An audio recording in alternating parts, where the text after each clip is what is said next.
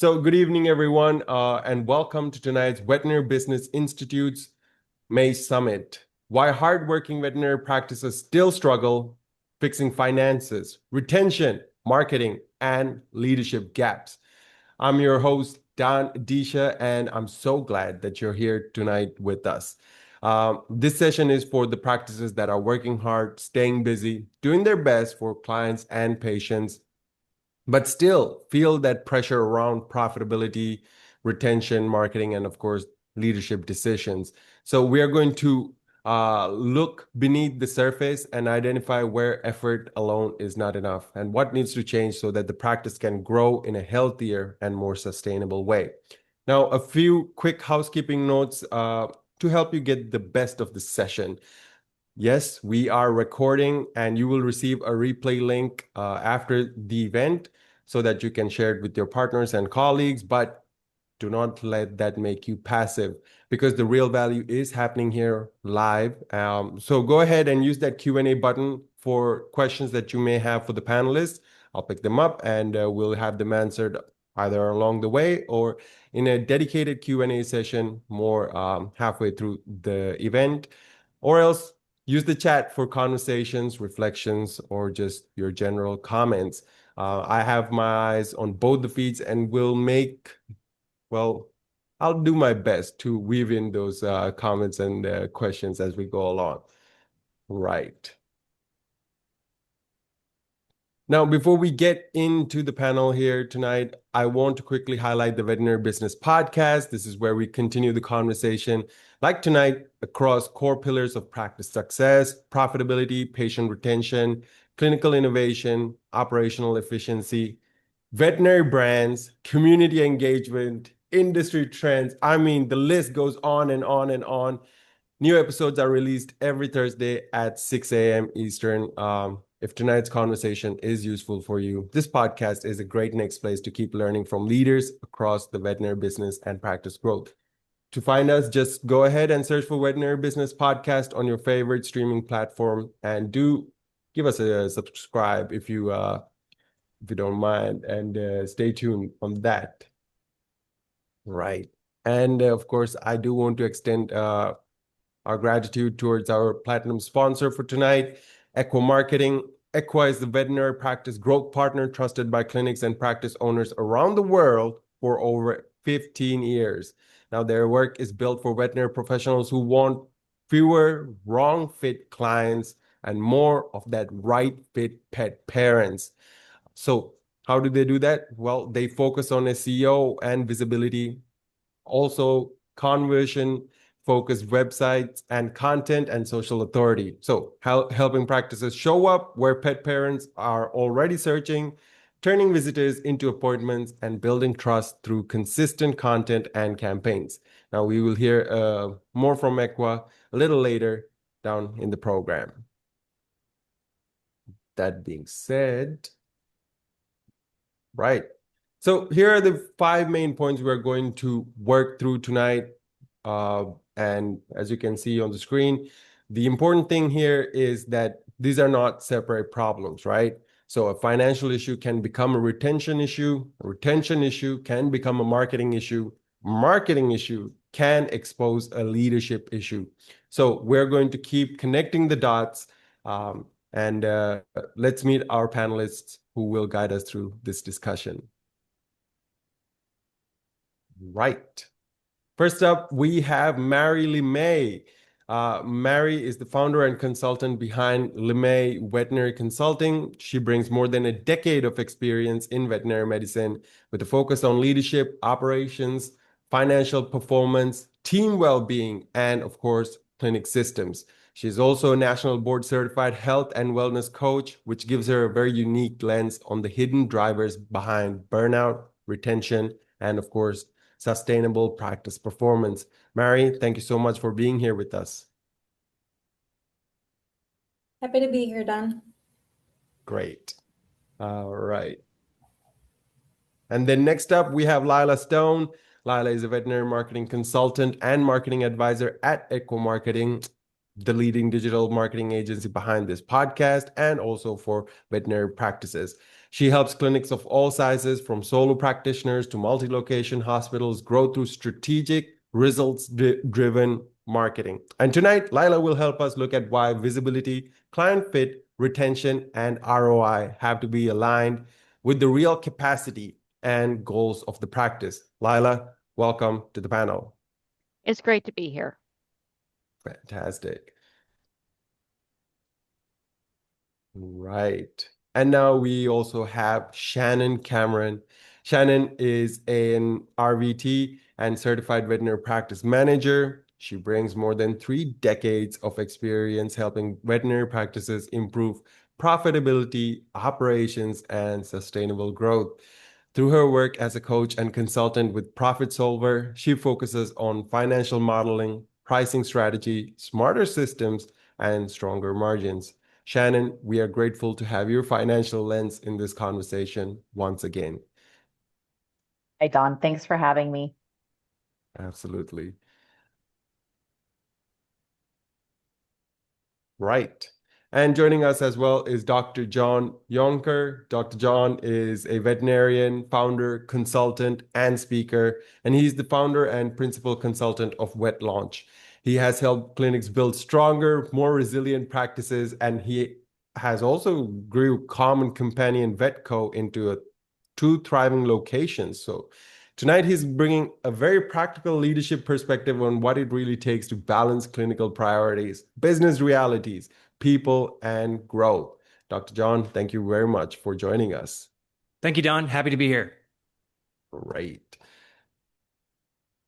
And of course, finally, we have Ronald Sosa.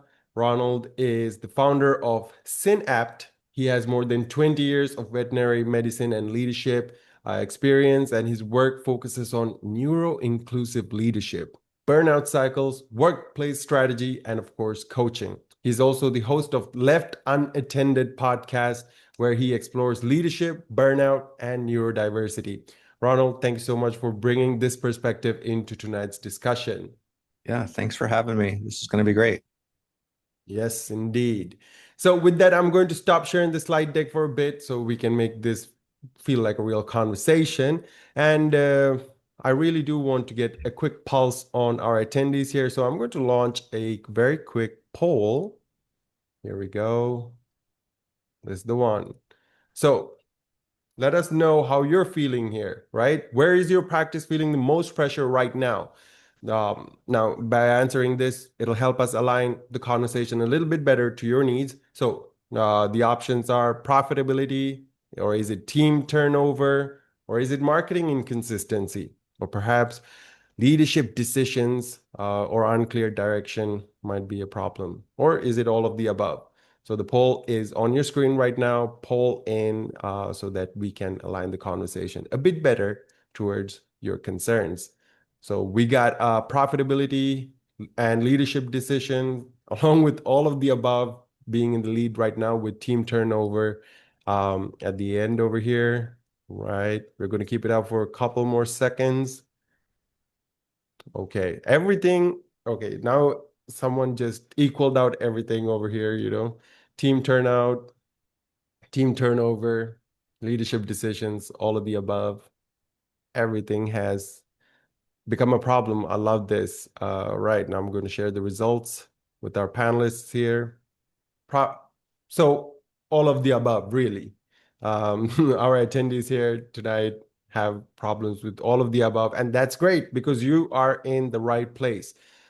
And I really do hope that tonight's discussion will help you turn all of these problems, into solutions. So, or at least get to the first stage of that.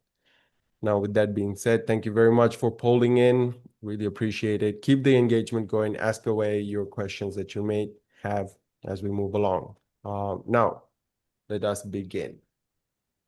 My first question is to you, Mary. You hold a rare combination, veterinary consultant and board certified health and wellness coach.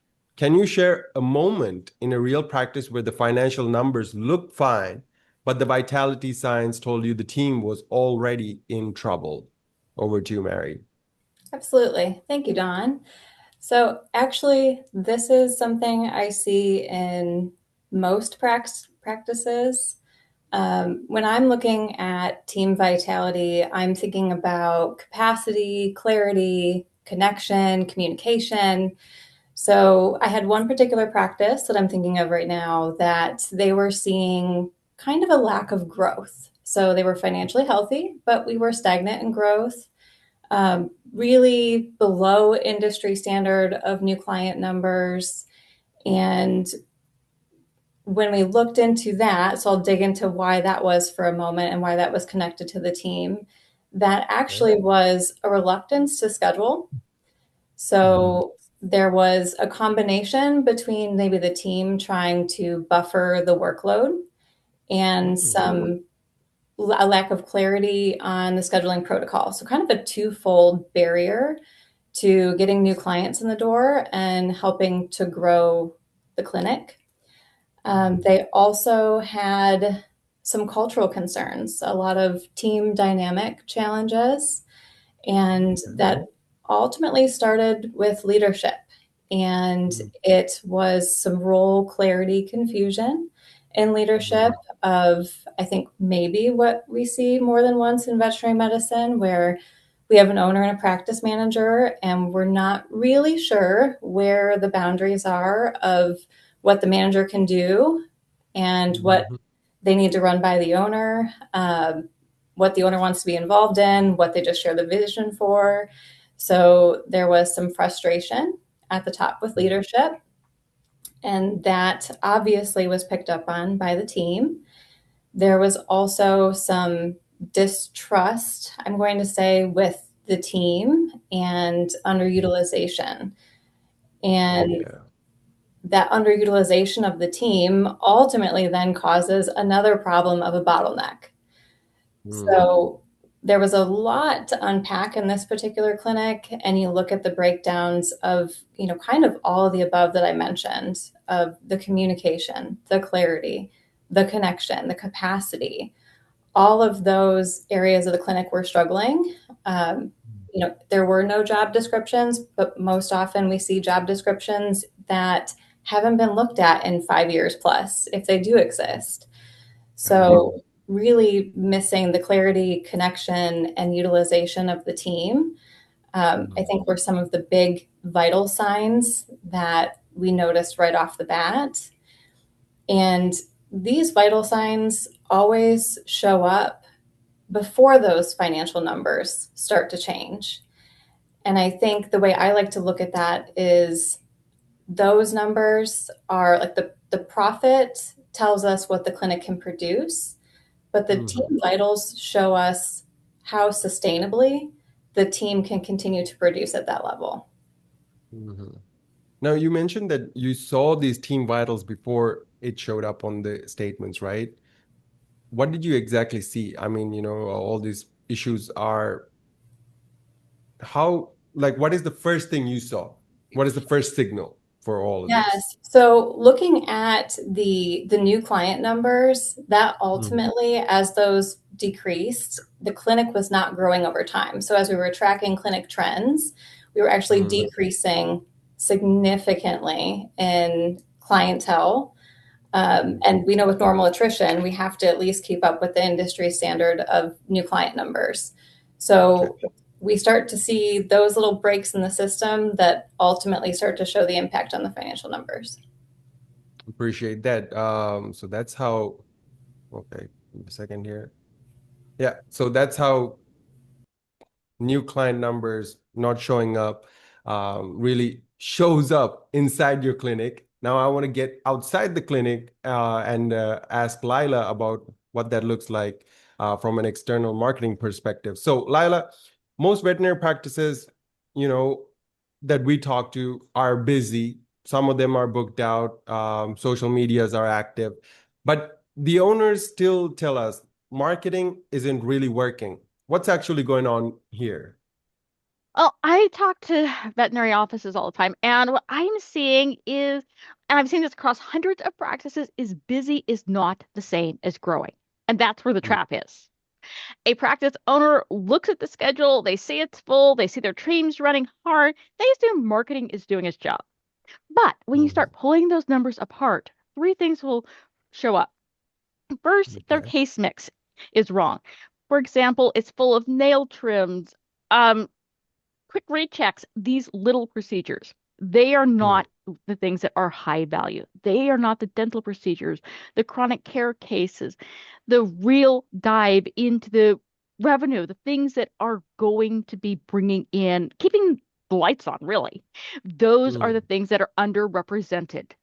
The marketing is creating the volume, but it's not creating value.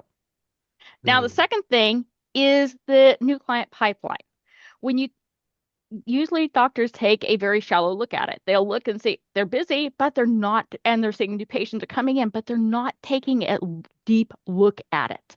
They're not looking mm, at what is a new client versus a returning client. For example, Molly has brought in a second, gotten a second dog, and they see a second new patient. Well, it's not really a new patient. It's the same pet parent with a second animal. Then the oh, referrals, they would have likely happened anyway. So those that are not actually new patients being generated by marketing. And so when mm, they are looking at that, the number of new patients that are coming from marketing is smaller than the owner assumes. And so they think marketing is working. Now, third, and this is a big one, most practices don't really have the marketing strategy. They have a marketing to-do list. Someone's doing some SEO somewhere. Somebody's doing some social media over there. They might run a few Google ads. There might be a Yelp mm, listing somebody set up a long time ago. But none of it mhm, is tied to their financial goals. And that is the key. You have to have a plan. You have to know what your team's capacity is. What is your long-term mhm, growth plan? Almost nobody I talk to is consistently tracking this. I ask them, okay, what is your new patient value? How many new patients are you getting? They don't know. They don't know what's actually moving the needle. So when an owner mm, says marketing isn't working, what mm. they it's usually they're feeling the gap between activity and outcome. Activity is real. Oh, The team is booked out, they're busy, but it's not bringing in the money. And honestly, if the mm, team is already, but when it comes down to marketing itself, if your team is mm, already overwhelmed, adding more marketing and more patients is going to cause more stress. So when it comes to marketing, what do you really need? You need the right patients. You don't need more nail trims. You don't need more quick patients. You need patients that are going to be filling your books with the high ROI patients. mm, And mm, that mm, is where marketing comes into play if you're doing it right. You don't want more clients just for the sake of volume. You need the right clients, the right services that are going to grow the practice and grow your finances, not the mhm. and make sure you're taking advantage of your team's capacity and you're making your financial goals. When that strategy comes in, the practices grow. Mhm. Excuse me, I just need some more. Of course. You wouldn't Go believe I ahead. talk for late to me. No worries. But that's where strategy comes into play. The key is having a marketing strategy that ties it all together. The practices that grow predictably usually are not the ones that are doing the most marketing. They're the ones that are doing the right things in the right order, tied to clear goals that really understand what they're actually trying to accomplish. Appreciate that, Lila. Hold on. Here, where's my timer? I don't like this timer going red for too long, so that's why I had to stop it. But yeah, appreciate that, Lila. As you mentioned, the wrong case mix. It might be one of the most underrated points that you made over there because we're not really looking at that, right? We're not considering that Right. as an issue with marketing. That's perhaps we are taking it as a given, we're getting this kind of people. That's who we are treating, you know. But it's really possible to get your ideal clients if your marketing strategy is, aligned with that. Now, before we do move on to the next question, Mary in the chat asked, what is the current industry standard for new clients? Sorry, Melanie Gentry. Melanie, nice to see you again. As what is the current industry standard for new clients? Mary, would you be able to answer that real quickly? Because I think you mentioned it. Yeah, I mean, I recommend that clinics have between 25 to 30 new clients per full-time doctor. Okay. Lila, what do you think about that? I totally agree. Okay. making sure, Okay. and not just Okay. new clients, but the right clients. Okay. Check. There we go. All right. Now, my next question is to you, Shannon. You spent over 3 decades inside veterinary finance, from independent hospitals to AmeriVet at scale. So, what's the most expensive blind spot that you've uncovered? The kind owners had no idea it was draining them until you showed them the math. I love this question. I agree. I love the question too. I would say the biggest blind spot is assuming that your services that you're producing on a day-to-day basis, your common services, that they're actually producing a profit margin. We might have set our prices 10 years ago. We've done 3 to 5% price increases every year, but we're really not monitoring what that does to our profitability. If you are just raising as a percent each of your services, if it was already losing money and your expenses are raising at the same level at which you're raising your prices, you're still losing money on those services. I think the reason that that's a blind spot within our industry is we often price in our industry with what we think is fair or acceptable to clients, not what is actually profitable for the hospital. We don't actually dig into each of our top services to see if they actually are driving revenue. We just try to do more of them. So you talked a lot about what happens if I'm at capacity, but I'm still not driving profitability. My problem with that is the things that you are filling your books with, if 90% of them are being done at break even or at a loss, you're not going to have a profit margin. Doesn't matter how many more of them you do, you're still losing money on each of them. I have a really simple example, and it's funny that Lila brought up nail trims because that's one of my examples. I had a hospital that I did this year. We were tracking their, well, actually it was in 2025. We were tracking their 2024 numbers, and they had done over 4,000 nail trims. And when we broke down what they were charging for their nail trims, which was 25, which felt good to them, it felt like an appropriate level. It turned out that their break-even point was in the $31 range. And if they wanted a target margin on top of that, they needed to charge around 39. Kind of broke it down for the owners, let them make the decision. They decided to sort of rip the Band-Aid off. Nobody likes doing nail trims in hospitals anyway. They went to $39 knowing that they were going to lose a few clients. Well, they lost a few, but it was less than 10%. They drove $43,000 in additional revenue in one 12-month period based on raising their prices, raising that one price to the appropriate level. So if you have 100 of those services that potentially are losing even $3, $4, $5, if they're not profitable and they've got that much of a loss, if you're doing them 100 times, 1,000 times, your exams, your vaccines, those kinds of things, if those are all loss leaders for you, you can't recover it on the big stuff. I see it all the time where hospitals like, well, I'll make it up on our surgeries or I'll make it up on our diagnostics. Well, there's only so much loss that you can make up. So you have to kind of find that balance between my shoppable items that I'm willing to take a loss on. But to me, a nail trim is not a shoppable item. It might be to the clients, but we shouldn't be doing that at a discount. Really, I would argue that a lot of veterinary hospitals shouldn't be doing them at all. Let the groomers handle them. But if you're talking to scale, this hospital was doing over 4,000 of them, and they were losing $10 every time they did it. So it turned out to be a huge oversight on their part and made a huge difference. That was just one of 47 that they changed, and they swung from a no-low practice.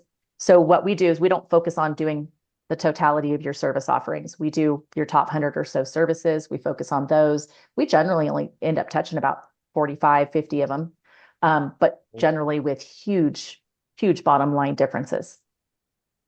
I mean, yeah, 43,000 a year. That On is one thing. on one thing, just Yeah. nail trims at that Nail too. trims. Yep. Amazing, amazing. Shannon, before I let you go here, I'm just curious. You mentioned fair versus profitable, right? Mhm. Yeah. Is it Yep. really that fair to not be profitable? I would argue, and I have this conversation with hospitals that come to me at a no low or break even, they're barely making any profit at all. And they say, well, I want to be fair to my clients. Okay, well, if you can't support your business and you end up shuttering your business in 3 years because you've run out of working capital, how is that fair to your clients? How's it fair to your team? How's it fair to you? So I always try to tell people, look, know what your costs are, know what a reasonable profitability margin is. What is everybody has a different profit margin target, right? Do I need to expand? Do I need to hire a new vet? Do I need to um, build a new practice? Everybody has a different reason for where they want to be. Know what that is, set your prices appropriately for that goal. Mm-hmm. Take the anxiety out of it a little bit. There's too much guilt in our industry. All of us, probably everybody on this panel can attest to that. As an industry, we are guilt-ridden. And that's very, very obvious in the way some people price. Check. And what I'm understanding from this is really that guilt is coming from a misunderstanding almost of the business side of things. I mean, I just think we're in an empathetic group of people. And we want to be available to everybody. And my conversation with clients all the time is there are different levels of practice for a reason, right? There's high volume spay neuter clinics for a reason. There are nonprofit veterinary clinics for a reason. Then there's high end referral spec ER practices. Mm-hmm. There's got to be something for everybody, but each of those independently has to have a different business plan, profitability plan. Check. Thank you very much for that, Shannon. Yeah. I loved where that conversation was going. Perhaps we will get back into it as we move along. So definitely the number one thing our audience can start reviewing, check if your treatments are profitable, not just breaking even, are profitable, because as Shannon mentioned, I mean, that started shifting in my head. You got to be profitable to be fair to your clients in the long term if you want to sustain your business. So with that being said, Dr. Yonker, my next question is to you. So take us back to a real decision at Common Companion where the data pointed in one direction and your instinct pointed in another. How did you decide? And what did that teach you about leading from numbers alone? So as a practice owner, I think the vast majority of practice owners actually don't look at numbers really at all in a kind of like very scary. So to say that someone leads from numbers would be quite an outlier. And maybe the people on this podcast would be a selection bias towards leading with numbers because they're here in the Veterinary Business Podcast. What I typically see is the exact opposite. Everyone freaks out around April because they find out from their accountant how much money they did or didn't make. Right now, everyone, even though we've been declining in visits since 2024, I think, the third quarter of 2024, the alarm bells didn't really start ringing until maybe last year, and then now even louder. And a lot of it is because people just met with their accountants because they don't have proper monthly financials. Shannon had mentioned the break even for that nail trim was $31. And the vast majority of prices in veterinary medicine along the services are completely made up and arbitrary. And people don't want to acknowledge it, but it's because the prices are not based in a mathematical reality based off your expenses. It's pretty simple to figure out a break even, knowing how much your labor costs, how much you're open, and how long a nail trim costs. And so then you can apply a margin effect on top of that mathematically. However, to be confident with your charges and your fees, you need to know that your expenses. And people get overwhelmed. They see literally 2,000 charges in their practice management software, and they say, I don't know where to start. It's like paralysis by analysis, but really the top 100 accounts for the vast majority of all the revenue in the practice. I will say on an expense basis, as a practice owner, I typically think much more about expenses in a recurring manner than I do on a revenue basis. People get overwhelmed. They see a P&L and they see so many line items and they don't really know what to do. And so then they say, that's for other people. That's for my accountant. That's for my practice manager, me, the owner. I'm a veterinarian. It's noble for me just to see the next patient. But for most owners, they really only need to look at 4 line items on the P&L. there's one is cost of goods sold, which is kind of your pharmaceutical lab costs. The next one is your staff payroll, so your like hourly workers. The next is your associate payroll, and the last is your overhead. And if you can look at those four buckets every single month, then you don't get in a scenario where your break-even point for a nail trim is like $50 because you made decisions on your expenses that then have implications on your revenues. That makes sense. And so people also get overwhelmed when they see an entire year elapse on expenses. And then they're like, well, what do I do kind of going forward? It's like, well, you could have made decisions, little tiny micro decisions over time that were quite easy to manage, but you have waited an entire year to elapse before you have taken action. And so now, right now in the macro environment, a lot of independent owners are freaking out because their new visits are down, their client retention is down. And I think one of the big things is because we confuse marketing and advertising as is the same. So marketing is all the ways a company can stimulate demand, of which one of them is advertising. And if we raise price, to Shannon's kind of point, just indiscriminately, we just take the dial and go, 9%, and we don't commiserately increase the value, then we're actually doing negative marketing because we're doing the opposite of stimulating demand in our practice. There has to be, if we're going, and also the cost to acquire a new client is a lot more expensive than it is to retain the one that you already have in your practice. And so how do we do that? We do that by building systems. Way off topic, but that's kind of, I wanted to flip that question because actually, it's not that that owners lead from numbers. It's that they absolutely don't lead from numbers. Okay, check. I appreciate that, Dr. John. Now, before I let you go, with regards to expenses and your framework of really thinking about the numbers, right? Looking at expenses more than the revenue and making micro decisions monthly. Can you give us an example of like what that looks like, perhaps? Because I really wanted to sink into our audience. You should, if your accountant does not provide you your financial statements by the 15th of the following month, you need a new accountant. Right. And that's simple. The P&L needs to be ordered in the AHA chart of accounts. People get overwhelmed when they see that. Your accountant will not. If they don't even know what the AHA chart of accounts is, you need a new accountant. And so then why do we need a chart of accounts? So that our P&L looks like someone else's P&L.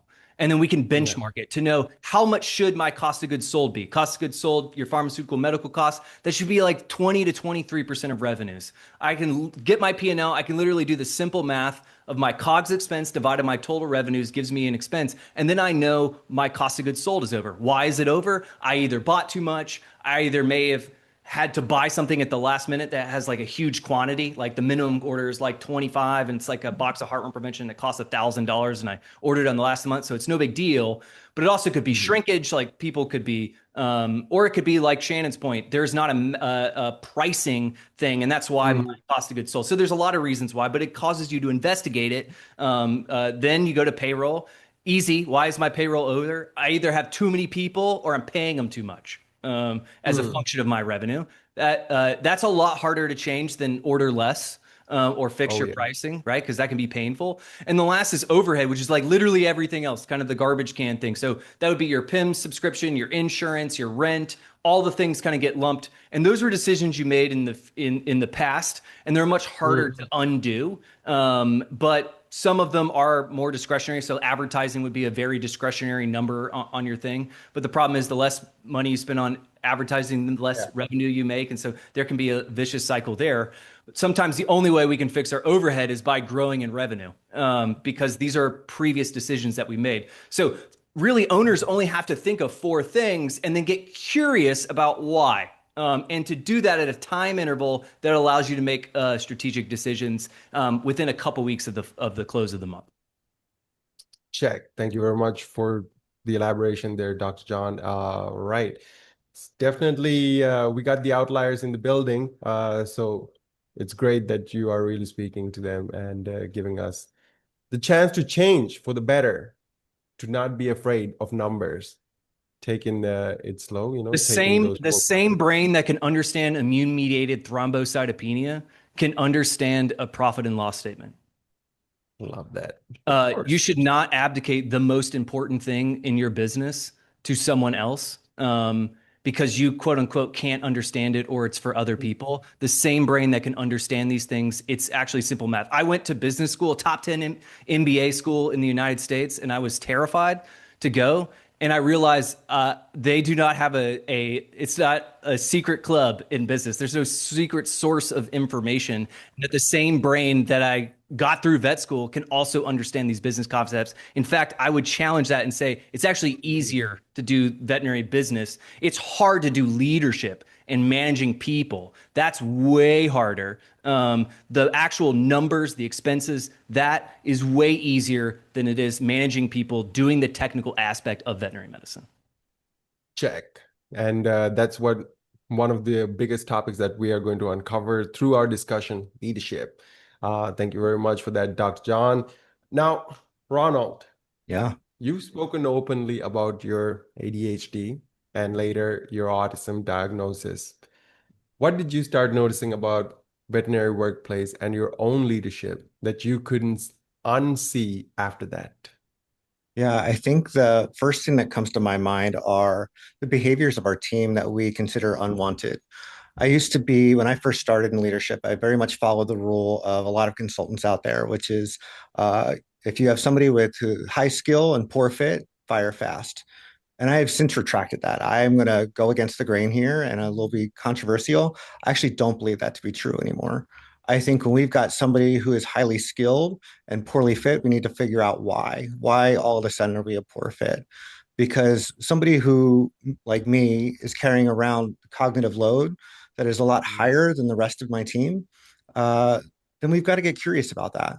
I think that we should be hiring for skill, right? Like fit is definitely important, but I don't think anybody comes to their place of work to actually be malicious. I think we're driven to poor behavior. So oftentimes what I see is there's an unmet need in the practice for poor behavior. People don't feel seen, they don't feel heard, they don't feel validated, which is the big one for their experience, even when it doesn't match our own, or they don't feel nurtured. And I don't think that we as leaders of the practice need to be able to give all of those needs at one time, but we do need to have the resources available for our team when they need them. So number one is I see the unwanted behaviors being toxic. And I really want to just dismantle the belief that any person in the practice is toxic. I think people are a match or alignment for one another. And I also think that people who are quote unquote toxic may be holding more than you realize. When we look at some of the stats, the brand new stats that are coming out here, in the UK, they published their study last year for 2024. I think the Royal College of Veterinary Surgeons found that 29.8% of veterinary professionals resonated being neurodivergent, right? That's already 1.5 to 2 times more than the general population. I've talked to academic researchers out of Australia, like Dr. Jody Wilson, amazing person. She's seeing stats as high as 50%. Those are not published yet, and 70% in our emergency practices.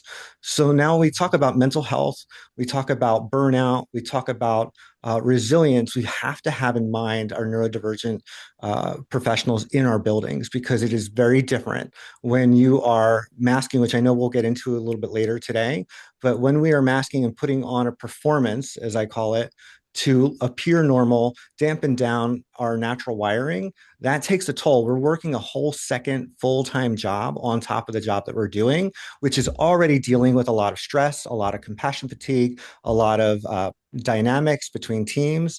Like it's a whole other job on top of all of that. And so the resilience of just take a break, take an extra day off, take a vacation doesn't cut it. We need to actually figure out the cognitive load of our workplaces. And what I have seen going in, I still dip my toes in practice twice a month. I'm a veterinary assistant at a local practice in my area because I like to stay in practice, I like to know what's going on. I went and worked at this practice. And as a veterinary assistant, we had a patient come in, foreign body. It was a little bit more urgent. The client didn't want to go to emergency, so we wound up cutting it there. I don't normally jump in with surgery, but I said, let me figure out how I can help prep. I get to the area, and guess what? The clippers are on one side of the treatment area, the scrub and the alcohol are on another side of the area. In the drawer in front of me, you have catheters, but the male adapters are in the other tower. And then the fluid bags are in surgery, but the fluid lines are in the cabinet, the overstock cabinet. The amount of cognitive load that not only do we need to memorize where everything is placed, right? For somebody who's neurodivergent, who has maybe some memory differences, somebody who has object permanence, which means I don't always remember things that I can't see or where they belong. It takes a lot more effort, cognitive effort for me to remember and physically run around and efficiently losing time on servicing our patients, right? So we can streamline our workflows really, really well. I call it the toilet paper principle because when you sit down to use the toilet, it's a very vulnerable moment, right? That toilet paper better be within arm's reach. Otherwise, we're feeling vulnerable.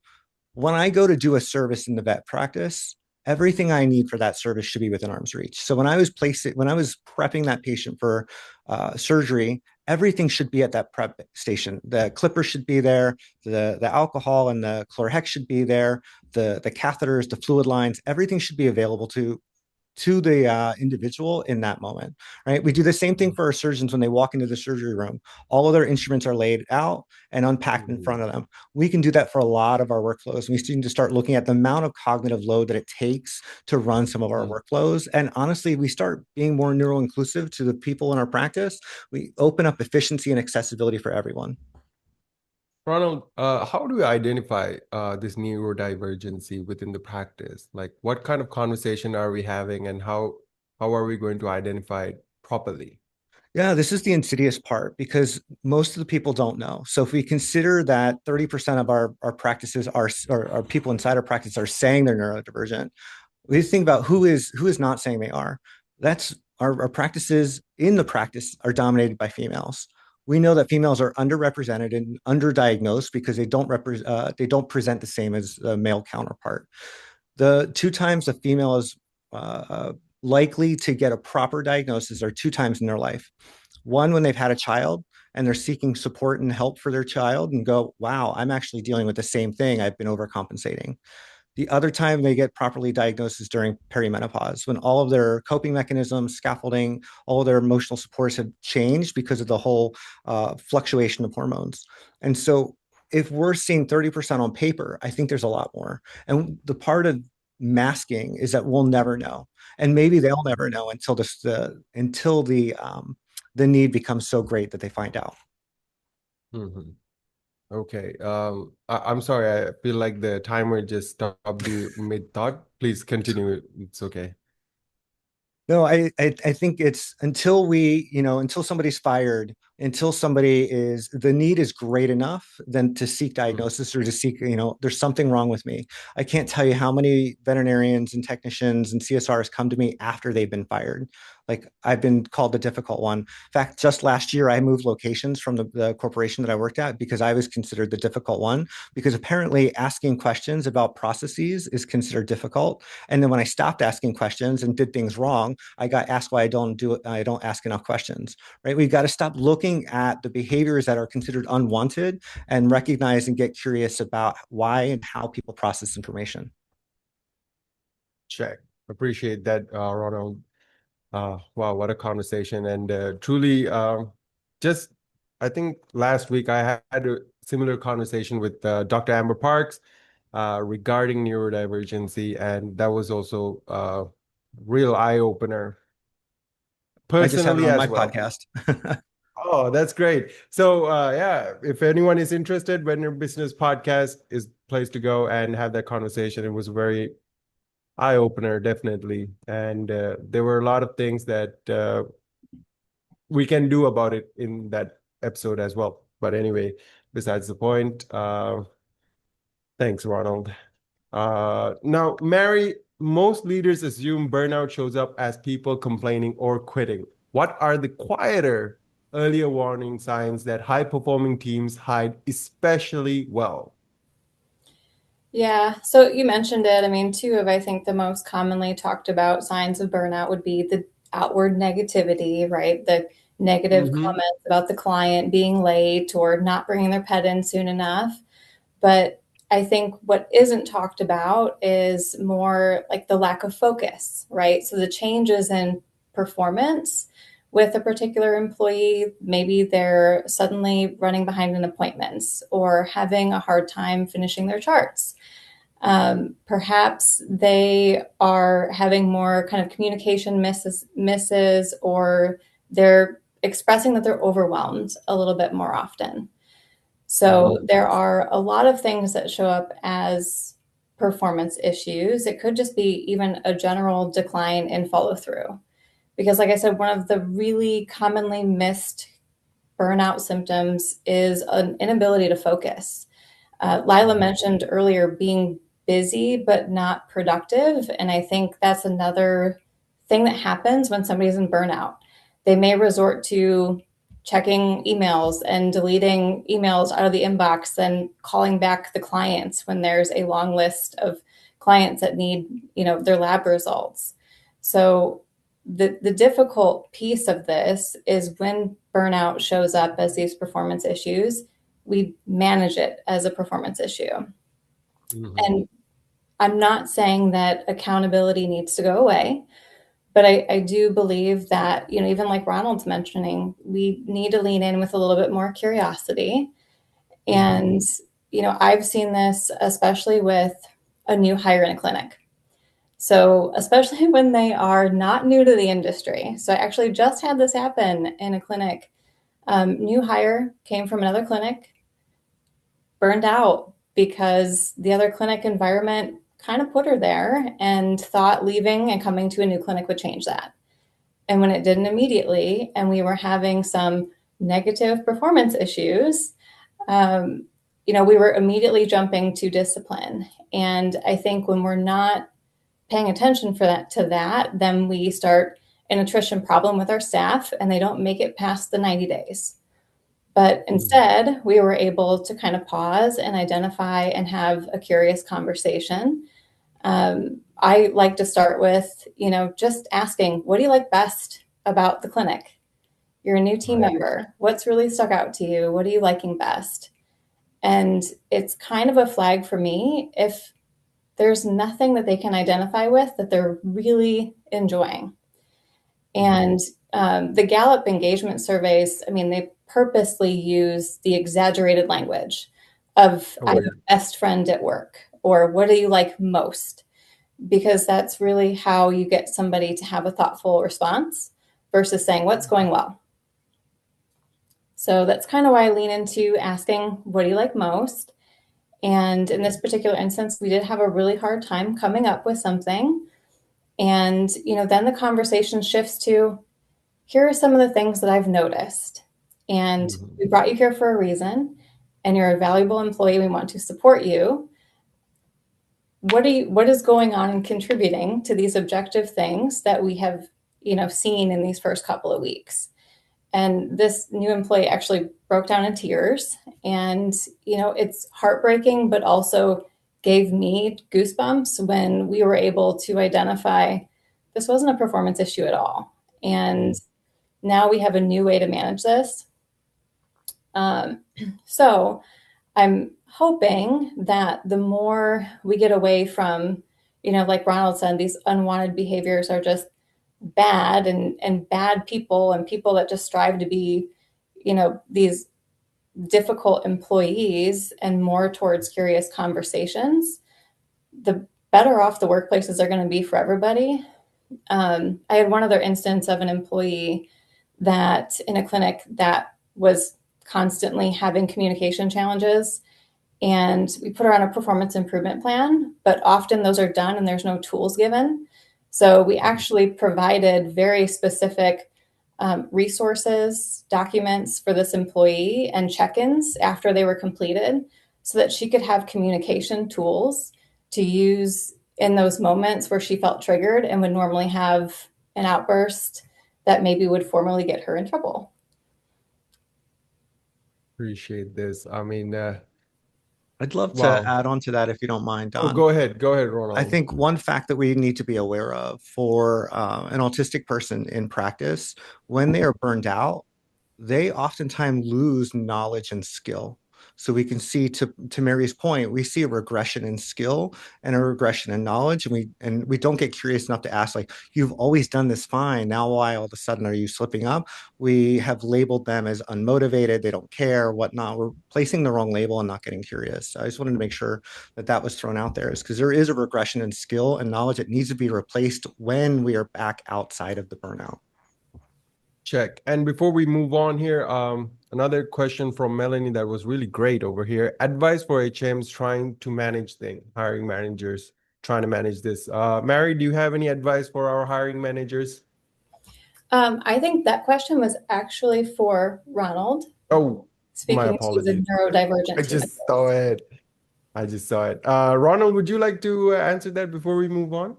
That's a really nuanced and like probably a whole nother hour-long conversation. But Okay. the short answer is, and if I can Concrete. self-promote for a moment, is I wrote a book about, it's called Rewriting the Rules, a neuro-inclusive leadership model for a human-centered workplace. And it's all about looking at our systems, reducing cognitive load, and trying to create a more neuro-inclusive veterinary practice. Check. There we go. Reduce that cognitive load and inclusivity. I mean, what a great conversation. I'm just so excited about this tonight because I'm learning so much already from every one of you. So I hope, our attendees feel the same. Now, Lila, owners often blame retention or operations when clients don't come back, but you've said marketing plays a bigger role in retention than most people realize. Where's that connection? Okay, this actually ties into something John was saying in his last answer. So Definitely. it is a very misunderstood part of the veterinary marketing. And Mhm. what happens is marketing, a lot of people think it stops at the first visit, and it doesn't. When the thought is, okay, marketing got that person to my door. Okay, marketing's done. But that is not the case. What we need to do is marketing plays a role in retention. And if you think it stopped at the door, the battle is lost before it even starts. So here, let me talk about a client we worked with last year. If you Okay. looked at this practice from the outside, it was world class. They had a great reputation. Their schedule was full. And honestly, they were doing a lot of the things right operationally. But when we started mapping out the client journey, what we found out was a new client booked online, comes in, has an amazing appointment. Everything's great. They pay the bill, and then crickets. Nothing happens after that. There was no welcome sequences, no follow-up communication. They weren't getting reminders. For example, they were told their pet needed dental work 3 months out, no follow-up. None of this was happening. There was no effort to re-engage when that pet disappears. This is where we're losing patients out the back door. And that's not an operations failure, it's a marketing failure because the marketing system stopped doing its job the second that appointment ended. And this is the part owners are missing. The marketing directly impacts the retention in four major ways. First, marketing controls the expectations. Your website, your ads, your reviews, if they're all promising this high touch, white glove experience, and then the client walks in, they get this 12-minute appointment, and you've created disappointment before the relationship ever began and had a chance to grow. Second is those first 90 days after that appointment. With the welcome emails, the post-visit follow-ups, all those reminders, the education of what that pet needs. That is marketing. And most people treat that, or most offices treat that as an afterthought. They're worried about other things. Yes, the other things are important. I'm not putting that down, but so is the follow-up because that is where it's going to be bringing that person, that pet back for the follow-up and creating a long-term relationship. Third is reactivating lapsed clients. every office I Mhm. talk to, or almost every office, has hundreds of patients that have they haven't seen in 18 months or longer. And when you have somebody that it's their job to go through, all right, who hasn't been in? And they're calling them, they're reactivating. There's so much ROI there. When those patients are not being reactivated, you're losing them to somebody else. And we really encourage our clients to have that person. It's their job, having those systems in place. And fourth, referrals. Happy clients are absolutely happy to refer you to their friends. Animal owners, pet parents, talk to pet parents. But you have to Mhm. make it easy. You're not going to automatically say, oh, you need to go see Dr. John.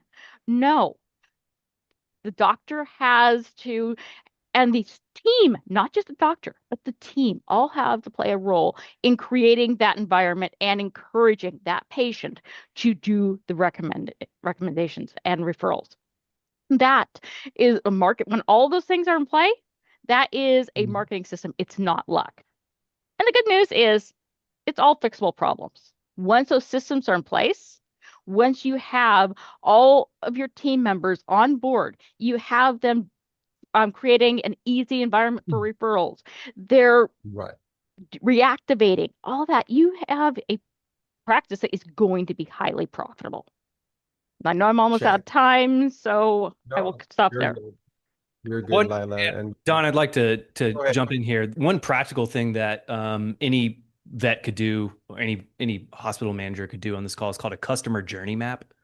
Um, Yes. and essentially, Lila kind of mentioned it, but the tracking the entire journey from when they would Yes. Google you all the way to when you would re-engage. And I'm talking about not just think about it, like fill out a little form, but actually become a client. We think a lot of times we think customer service is like what we should be doing every day, just be nice to people. Yeah. And really, we should have what's called customer empathy. How can we be like the client and think like them? And how do we do that? Well, what is it like when they park when they go to Google, right? And they Google your website? What does it look like on the landing page? What does it look like to book an appointment? Do I need a login? Do I have to request? To like, how many steps does it take for me to even just get an appointment? When I walk in the door, what does it look like? What does it smell like? What am I sounding? Does it smell like bleach? Is there cool music going on? Is it calming? Do I have to run a gauntlet in the lobby just to get to my appointment? And then when I get in the exam room, how long do I have to wait? What's the chair feel like? Does someone sit in a chair for 30 minutes to even know, or do we just throw them on a park bench and make Mm. them wait for half an hour and then expect them to say yes when we make a recommendation for medical care when they're really trying to get out the door because they're a mom with a stroller. We just didn't think like them because we're too busy in the weeds.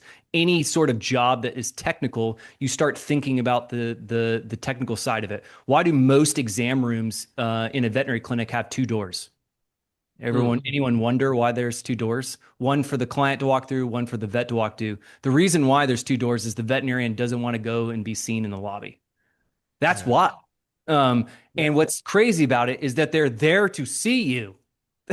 That is like you're giving them and so we've created this thing where we insulate ourselves in the back and we actually only think about what it's like for me using the thing, and we forget what it is for a client experiencing the services that we're providing. So, Dr. John, in your practice, are there is there only one door? There is, but it's also because um, two doors is a bad return on investment on income producing square footage, because you have to have a hallway to service the doors, and so you generally give up at least one exam room, which one exam room generates 700,000 to 800,000 in potential revenue.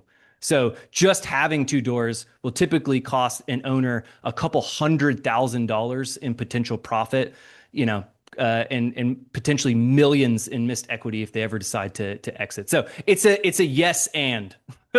Yes, I like it for the philosophical angle of it, but you could also make a business case for it. That's amazing. Thank you so much for that insight there, Dr. John. I'm not, that's one thing I've never heard on the podcast. The impact of a door, when it Yeah, comes to the financial side of conference things. rooms, everyone's got their own door. There's a lot of things that you could talk about income producing square footage when you're designing a veterinary hospital. But again, if I'm just thinking about creature comforts and myself and not my clients, then I end up getting a large back, and I forget what it's like to experience the person that's paying their money to be there to provide And this. that's the important point there, the customer journey map. Of course, we shouldn't really appreciate that outlook there, Dr. John. And yeah, cannot be understated. The customer journey map, as Lila also mentioned, you really got to think from the perspective of your clients. And yeah, I mean, we're always talking about empathy here, but how does that look like from their perspective?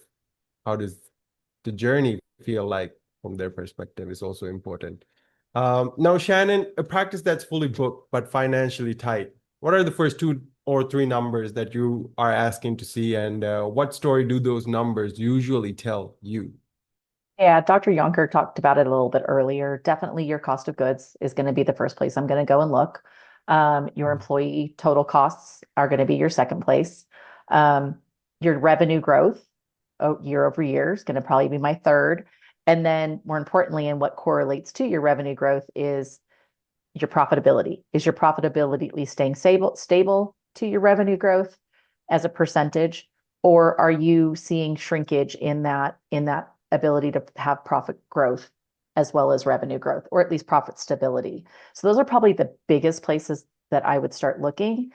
From those, that's going to drive me down a couple of different avenues. Do I think they have too much stock on hand? I will tell you, I used to say that your COGS being out of whack is generally an overstock issue.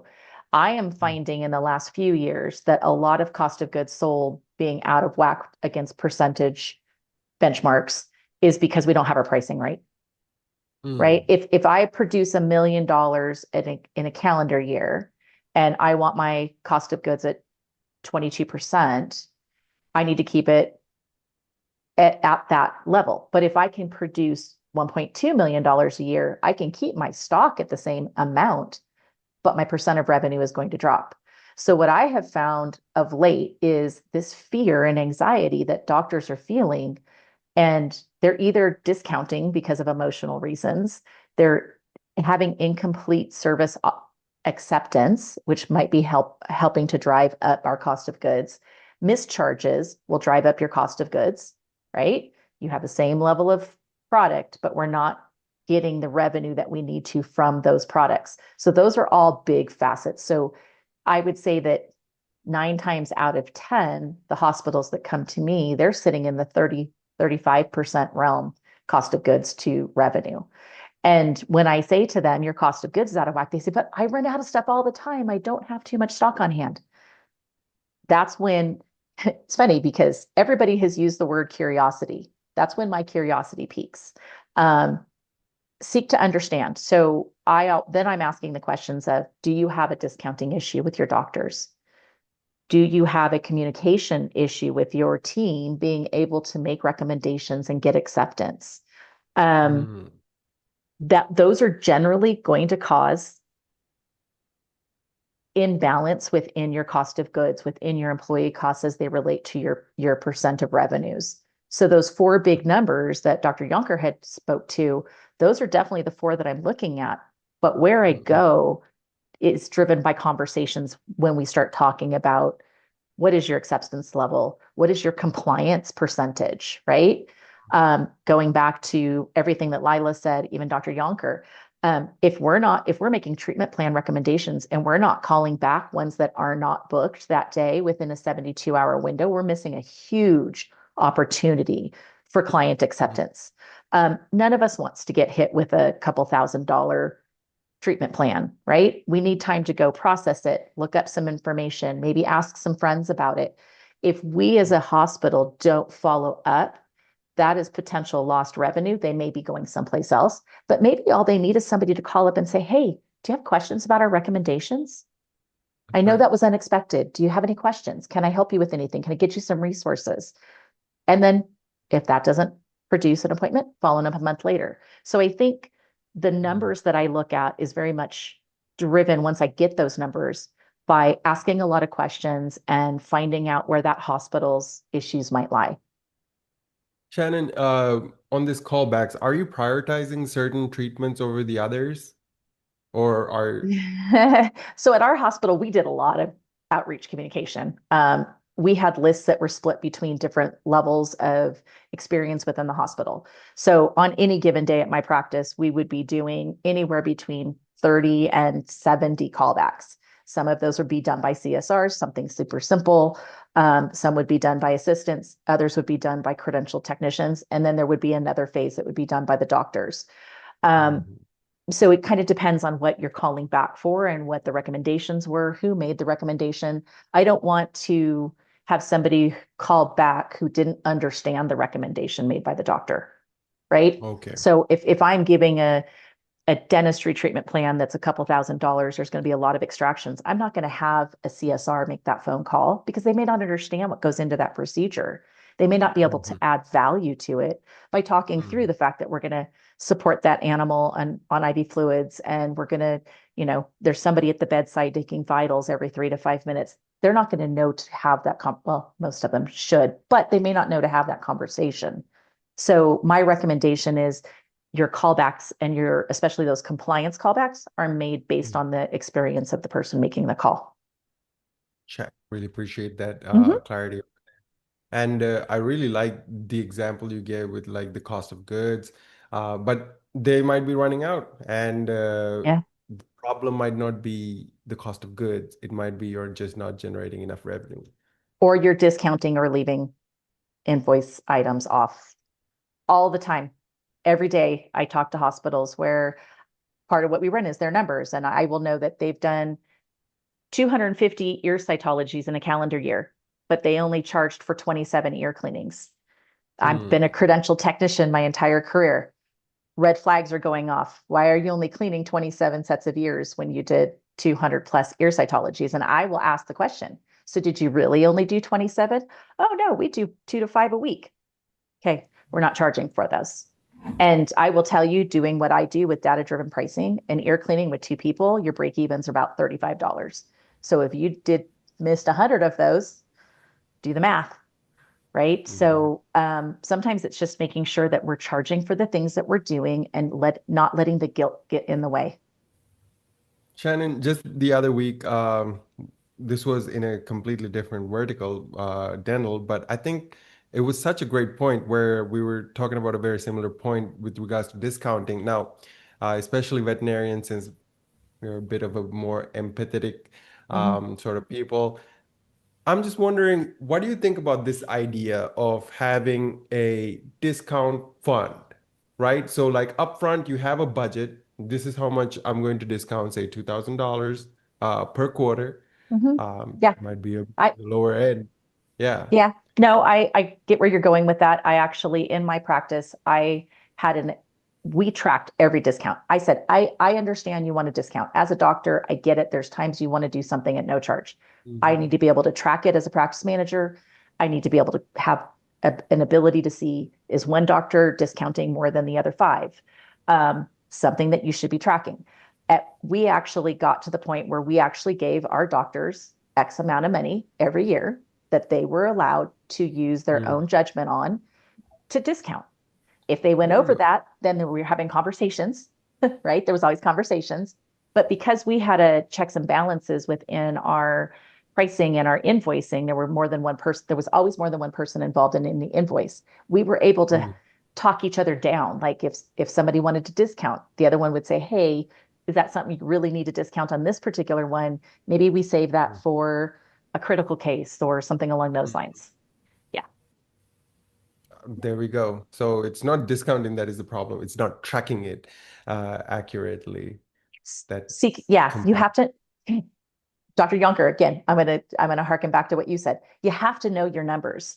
And one of the things that I think is so missing in our industry is practice owners are veterinarians who happen to be a business owner. We have to start flipping that script to a certain degree. If you're going to own a business, you have to you don't have to go get your MBA, but you at least have to start thinking like, I'm a CEO that happens to be a veterinarian, and there is a super good, most Successful practices find the happy medium between those two things. Check. Now, Dr. Discounting, Yonker, yeah, discounting is go like ahead. discounting is like the cigarette smoking for veterinary business. It's pleasurable, addictive, and it will absolutely ruin your profitability. So, Oof. use sparingly, everything in moderation. Oh my gosh, I've never heard that analogy and I love it. And I will have to steal that. So thank you. You can steal it. I think we're all going to kind of have that in the back of our minds anytime this word discount comes in. Wow. Thank you very much, Dr. Yonker, for that. Wow. Now you scaled from a startup to 2 locations, 18,000 patients, 11 veterinarians. What are the decision-making traps owners fall into when they get too busy to think strategically, right? The ones you've personally walked into, we'd love to hear some of those. Yeah, I think Lila had mentioned some of this about seeing another patient is like my just the best thing I could do right now. The old adage of when you're working in your business, you're not working on your business. And being a veterinarian first, you think that, okay, the highest utility for me in this hour of time is for me to see a couple patients. But for the problem is managing people inside of veterinary practice. When you're seeing patients, you're not doing that. And we typically see people start to plateau around, it's in the mid $2 million realm. And the reason is the owner is often the bottleneck because they are typically the highest producer, they're the main breadwinner. And then what ends up happening is that they have what I call leadership via vibes. So they just go in and they're a nice person and they treat everyone kindly and they think that's all it's going to take for culture to be, a positive environment for people to grow and thrive.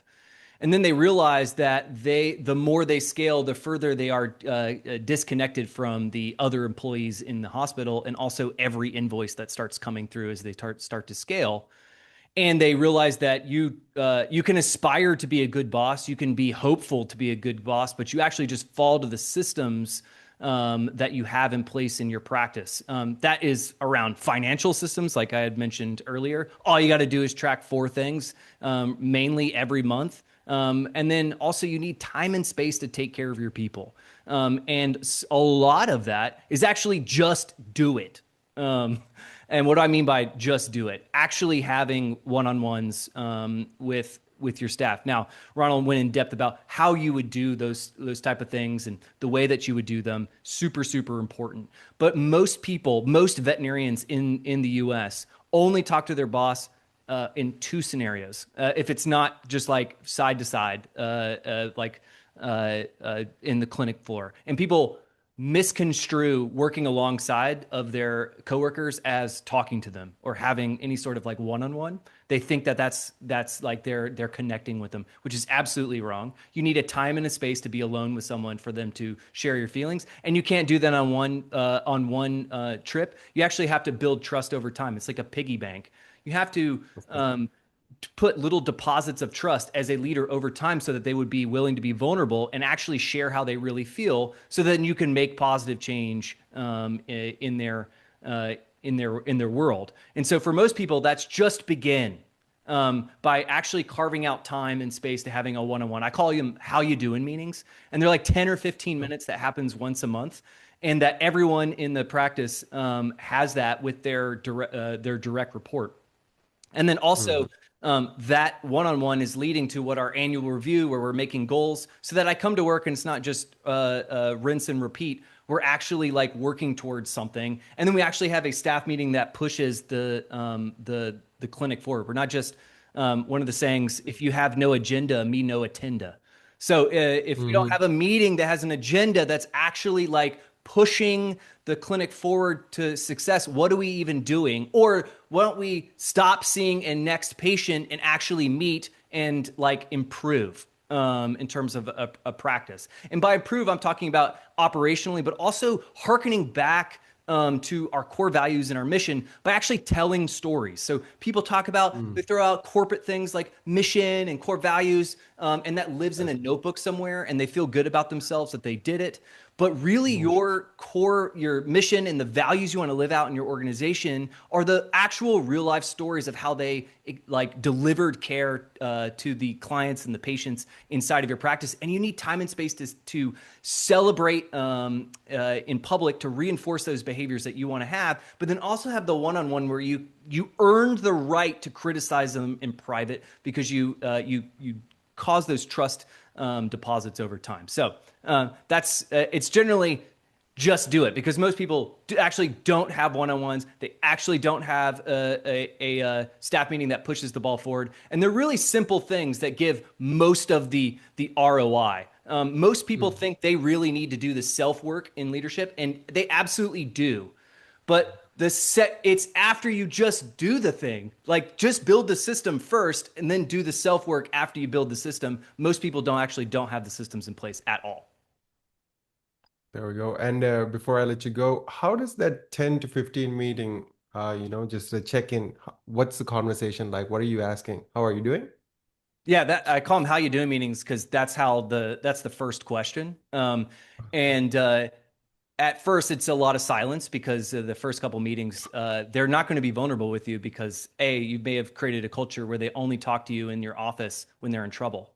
So why would they share anything with you? They're not. And so it's going to take multiple touch points for you to develop and earn the right to have that. Then you're going to talk about the past month. What are some wins? What are some successes that you saw? Did you see any wins or successes in your coworkers? Can you share some stories about how they did well? What are we doing on the goal setting we had a couple months back in January?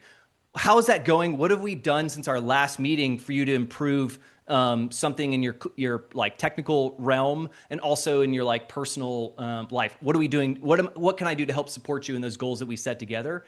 And then the very last question that I end every single one-on-one is, what is one thing I can do to make your job better? And then be quiet.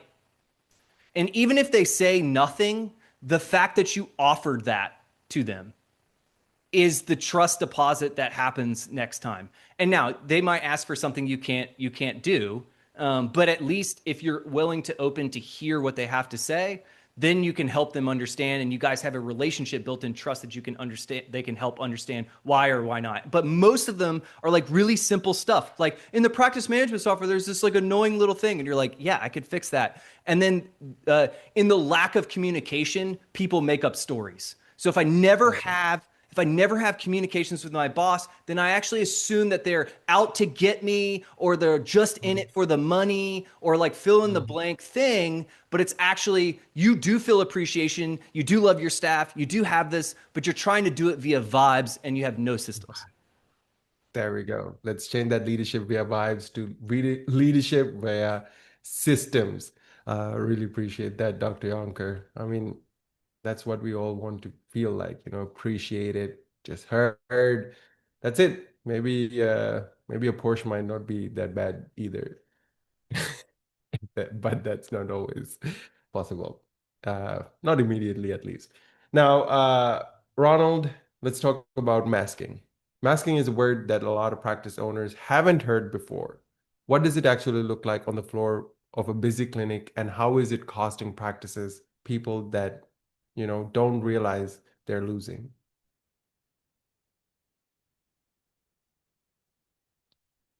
Ronald?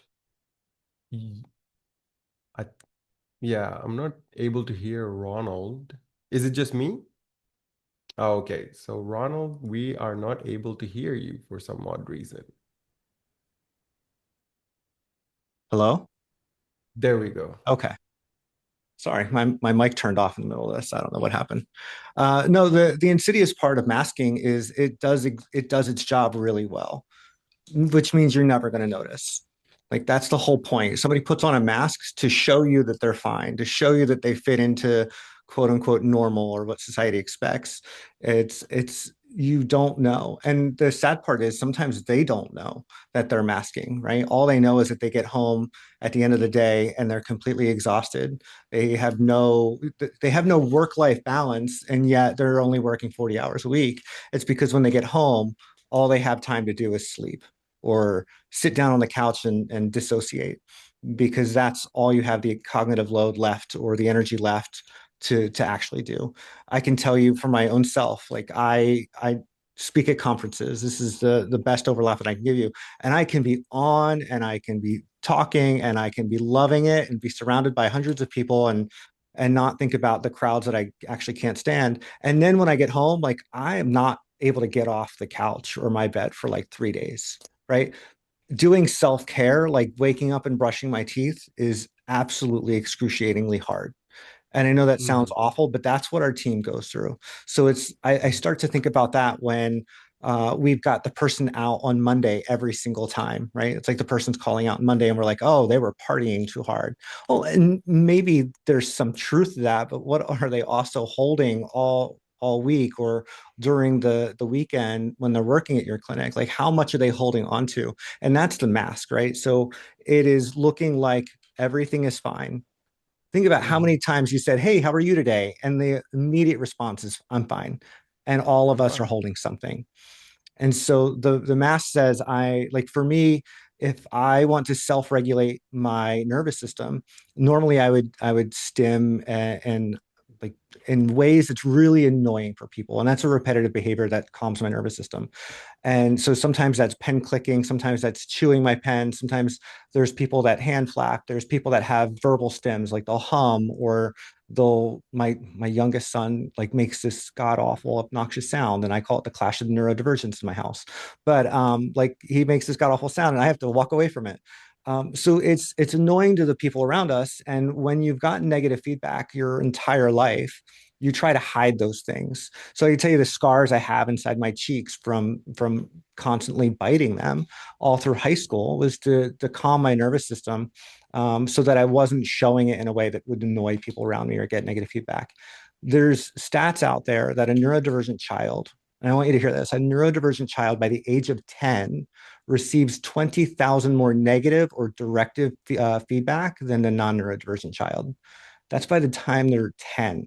So you can imagine further on into middle school, high school, our first career, like it becomes insurmountable. And so the only way to avoid that negative feedback is to look like you're really good at what you're doing. You give of yourself to your clients, you're going to give of yourself to your patients, you're going to give of yourself to your colleagues, to your boss, to your direct reports until you have nothing left and you're burned out.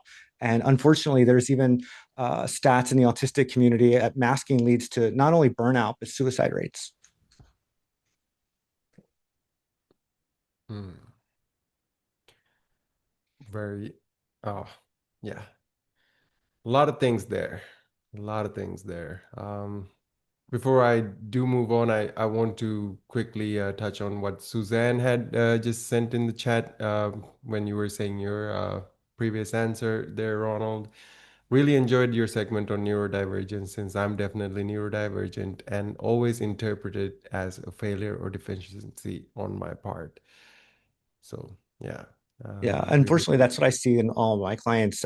Is I think this happens across outside of neurodivergence, but I also see higher frequency and intensity in neurodivergent individuals that there's not a lot of safety internally, right? So we might have a safe external world. You might be creating psychologically safe environments in your practices, but if their inside is not safe, they're not believing a word that you say, just no matter how much you show it.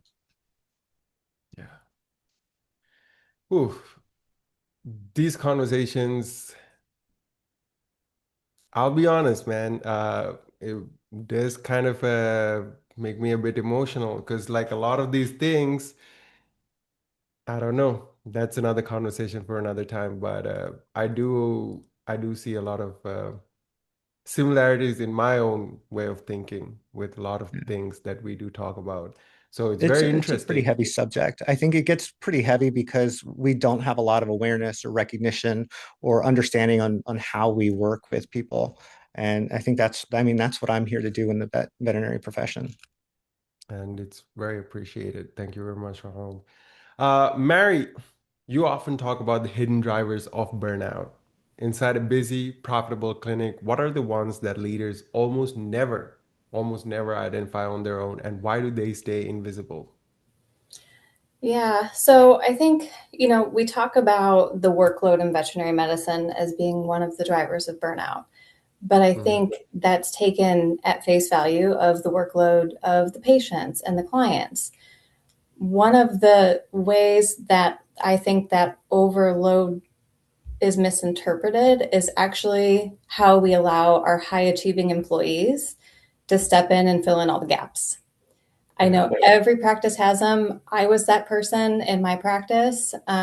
They pick up all the shifts, they skip their lunch, they stay late. And that piece of it, I hate to say, I think is normalized and continues in veterinary medicine because we need the help. But that's definitely one of the big ones. I think another one is, that lack of control. The obvious is a lack of control of the schedule. We don't know what's coming through the door, but the less obvious is when we don't have clear leadership, as John said, leading by vibes. We're not utilizing our team, but like we give them a job description, but then don't allow them to do the job. Or, other challenges with the processes and protocols in the clinic not being clear. And that impacts our feeling of comfort and in control of our day, and that can create burnout. I think, there's so many hidden drivers, but ultimately one of the bigger ones that I've seen over and over again is we in veterinary medicine very often promote people into management and leadership because they're really good at their job. And we forget that we need to give them role clarity and training, and then sometimes additional time and resources to be successful in that role. And it could be as simple as asking a technician to take on inventory. Sometimes it's not as far as moving them into management, but when we haven't provided them with role clarity and resources, that can also drive them into burnout because they feel lack of recognition and they're not being poured into. And then that comes full circle back to how are we pouring back into the team that they are now responsible for leading. So I think all of these things, again, are normalized because in veterinary medicine, when a technician is really dedicated, that's celebrated. And when the front desk has to take that difficult client call, the way that we typically look at it is, well, that's just the way Mrs. Smith is. But the more we allow the difficult clients to just be difficult because that's who they are, and not show the recognition to our team and not make sure that our team is taking their PTO without feeling guilty or taking their lunch breaks, the more we're going to continue to kind of sit in this cycle of burnout. And, the definition of burnout from the World Health Organization is a syndrome caused by chronic workplace stress that has not been successfully managed. And it sits at the intersection of people and organizations. It has intentionally been labeled as an occupational phenomenon and not a medical illness for that reason, because it is connected to both parties. So there's a shared responsibility and knowledge needed on both sides. Check. Now, this seems like a lot of work for especially the busy owner, the very busy veterinarian. How, what kind of mindset shift are we looking at over here, Because could the owner actually get burned out by thinking about all of these things? How am I going to do all this, high performance team member, I can trust on. Now I don't like, I can't rely on them to pick up, whatever gaps there are, or, I mean, role clarity. I want to promote Mary. I want to keep promoting Mary, but then now I have to start thinking about if I do promote Mary, I have to give a whole growth roadmap. Isn't this a bit too much on our owner?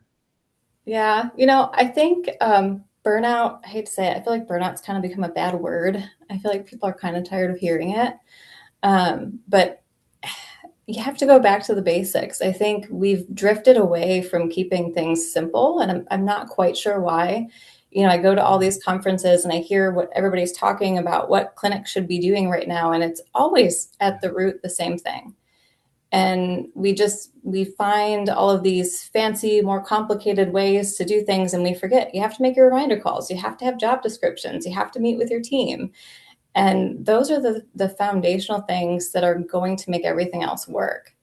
And if you meet with your team, like John said, I mean, I had a practice manager that did the same thing and I loved it. She called them team TPRs, and it was 15 minutes, once a month. But it's easy to make sure that the team has the clarity that they need in their role and that they're not skipping out on taking their PTO, and that there aren't challenges in the clinic that aren't being addressed because you're having intentional conversations before, they're all over the floor and they're talking about it there. My motto has always been, if it's not important enough to talk to me about it in the office, it's not important enough to talk to me about it on the floor. But I'm comfortable saying that because the team members all have a consistent space in which they're asked to talk about it. And it's important that they talk about it. And over here, the key word, what I'm understanding is that foundational. These are foundational for a CEO, like Shannon mentioned, perhaps not a veterinarian, but a CEO of a company. All these things are foundational to ensuring that business runs smooth.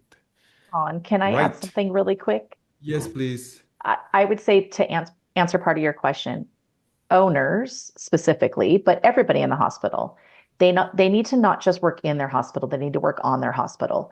And it doesn't have to be 8 hours a week.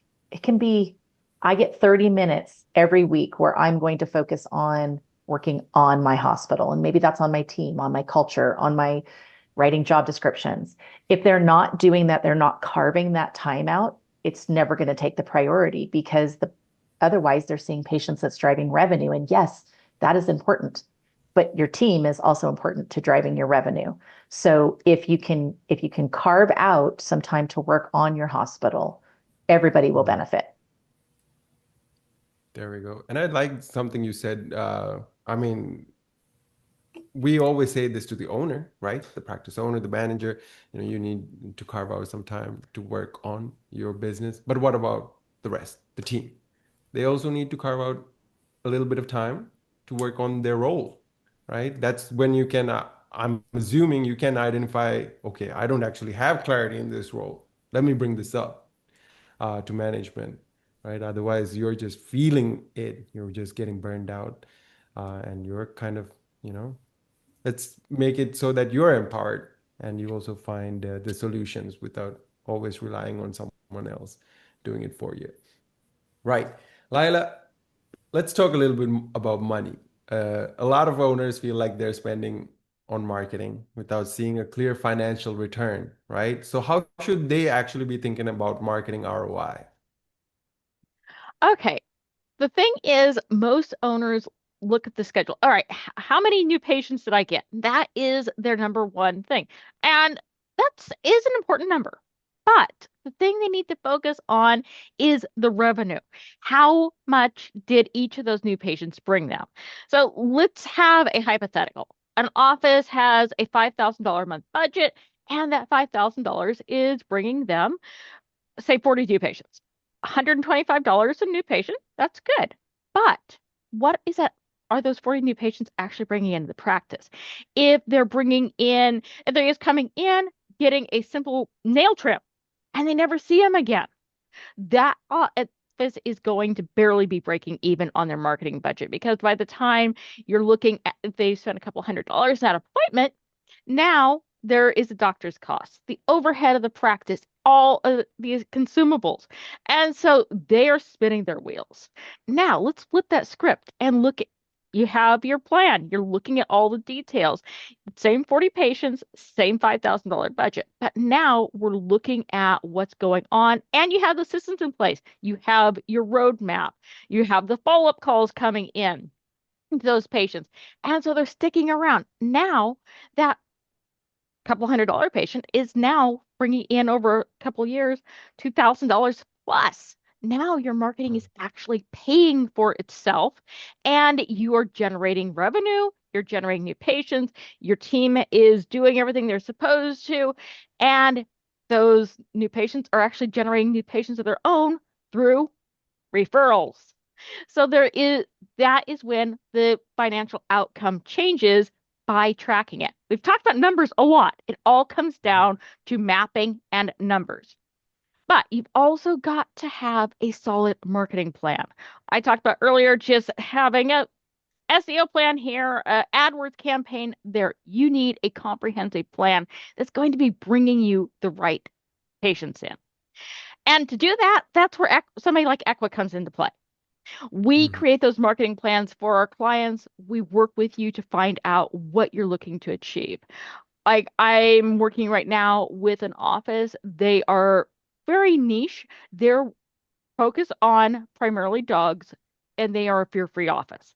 And so they have a very targeted plan. Actually, I'm also working on the other side of the aisle with an office that focuses on cats. So we're equal opportunity, especially like in my house, we are cat and dog friendly, but we both of those offices are very unique and very niche. Now, most of our clients, they work with everybody, from pocket pets to some of them do exotics, but we create the plan around what our clients are looking for, and we'll find out what a meeting with me looks like. We come in, we'll spend about an hour together.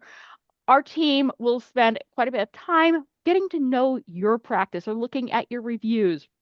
They're looking at your online presence. They're finding out where your strengths are, where your weaknesses are. And it's either me or my colleague, and we're going to sit down, have a very productive hour. What is our goal for this hour? We want you to come out of that meeting with us knowing a lot more about your marketing than when you came in. You're going to understand what your strengths are, what your weaknesses are, where are you losing your patients? For example, an office I was talking to earlier this week, it took me almost 3 minutes to find their phone number. Is that good marketing? No. How many patients are they looking? Book now button there. But yeah, if somebody needs to call to find out, can you do this? Do you have an appointment available sooner? They're going to be onto the competition. So that's what we're looking at is where your weaknesses are, where your strengths are, and we will create a custom plan around that. And there is absolutely no commitment. All we want is an hour of your time, and bring a cup of tea, bring a pen, because you're going to learn a lot in that meeting. I could talk about all of this for a very long time. It's my job. It's my passion, especially veterinary. I'm a certified animal nut. I have to admit that. And if you book with me, my cat might even make a guest appearance. Amazing. It cannot be a meeting in veterinary if we don't have a cameo by one of our wonderful pets. Well, this has been a bit of a first one today, actually, where we didn't have a cameo, but that is what it is. So go ahead and grab your spot Here's your with Lila. cameo. Oh, there we go. There we She's go. 20 years old. Her name is Cookie. God bless her. Oh, that's amazing. So go ahead and book your meeting with Lila. It'll be time well spent. Get to know where you're at in your marketing. And of course, way I really like to think about this is, you're risking an hour. Well, you see Lila over here, but really, what you're investing is in an hour of your time. There's no obligation whatsoever. But if you don't, well, it's another year of your competitors showing up when treatments that you offer are being searched for by your ideal patients. So go ahead and get that clarity underway. And with that being said, the link is in the chat box below, so you can find it there, or else you can go ahead and scan that QR code on your screen to book your meeting. It'll take less than a minute to do so. Right. Now, let's get into perhaps my one of my favorite parts of the evening, your Q&A, right? So this is where we are going to answer some of your question and answers that you might be having. I think you can go ahead and drop them into the chat or the Q&A, and we'll answer them along that. And I know we had a couple from our registrants here that I'm going to pull up and answer while the chat gets a bit warmed up. Here we go. So let's see. As well as I pulled out some from our community as well, just to answer here. So this is kind of a free for all. So anyone is, feel free to join in and answer these questions because that's what our community deserves, answers. Let's see something we can, I feel like, okay, here we go. This one is an interesting one. Okay. We got Carissa, a practice manager, asking, how can practice owners and managers be aligned for success? Mary, would you like to start? Sure. So I would say first and foremost, are there goals established for the clinic for the year? And once there are goals for the clinic, the owner and the manager should be meeting at a cadence that's appropriate for them. I prefer weekly to sit down and talk about a certain agenda, both short term and long term, to make sure that we're moving the needle on what needs to happen now, today, staffing issues, hiring plans, things of that nature, but also that things are staying in motion to accomplish the goals by the end of the year so that we don't come up on December and the strategic planning we did in January was only an activity that we did in January. So I would say those weekly meetings are incredibly important, and having a structured agenda that is the same every week with your really important non-negotiable topics is what the practices that I've worked with have found most helpful. Yeah, I'll ditto that. I'm a huge fan of the EOS, the Entrepreneurial Operating System, and running level 10 meetings where you've got metrics that you're reporting out every single week that are leading metrics and not lagging metrics, that you are reporting on where you're at with your quarterly goals and having accountability for your weekly tasks, and then making sure that everything is in alignment with the annual goals that you've set forth in the annual planning and strategic planning process. Check. Now this question was repeated twice, right? So I'm actually also curious from Dr. Yonker's standpoint, what do you think about it? And how would you actually go through a meeting? What's like the agenda there?